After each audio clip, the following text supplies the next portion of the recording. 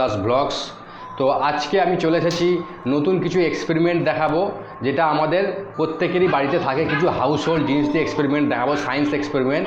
তো আমার প্রথম এক্সপেরিমেন্ট হলো ভলক্যানো ইরাপশনের জন্য প্রথম যা যা জিনিস দরকার লাগবে, প্রথমে হচ্ছে একটা ছোট্ট একটা কাপ কাঁচের। আচ্ছা, তারপরে রয়েছে একটু বেকিং সোডা, যা আমাদের প্রত্যেকের বাড়িতেই মোটামুটি থাকে, বেকিং সোডা।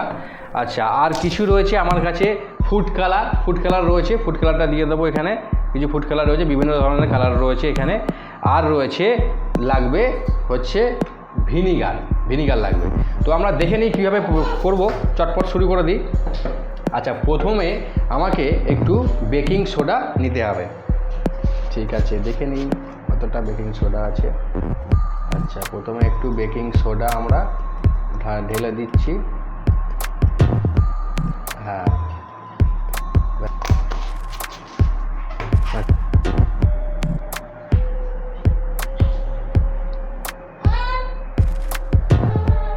আর মিশিয়ে দিলাম। এটা দেখি রোজ, ব্যাস। আচ্ছা, একটু করে ভিনিগার ঢালবো এর মধ্যে।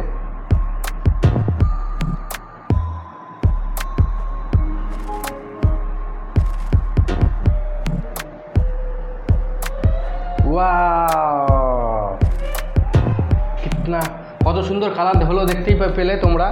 তো গ্রিন সমস্ত রকম যা যা কালার দিয়েছি।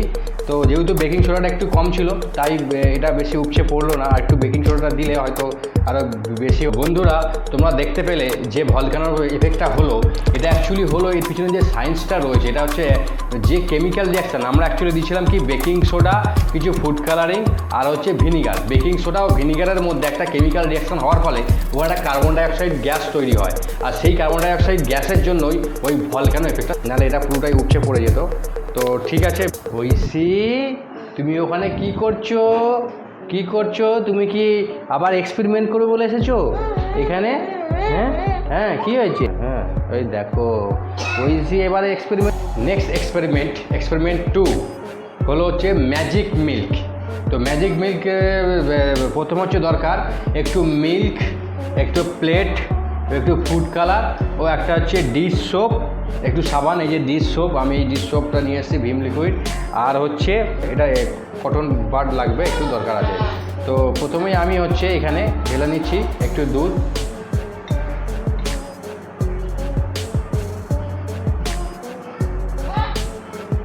তো দুধ ঢেলে নিলাম একটু।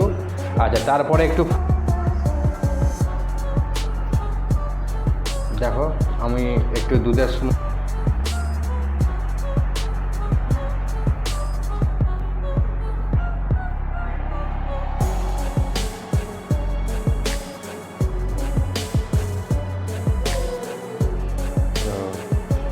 দেখো টিস্যুপের মধ্যে যখনই আমি এটা ডোবাচ্ছি, ডুবিয়ে করছি, সঙ্গে সঙ্গে কিন্তু কালারটা স্প্রেড হয়ে যাচ্ছে। কারণ দেখো কীরকম কালারটা স্প্রেড হচ্ছে। একটা লিকুইড টাইপের জিনিস তৈরি হয়ে গেল।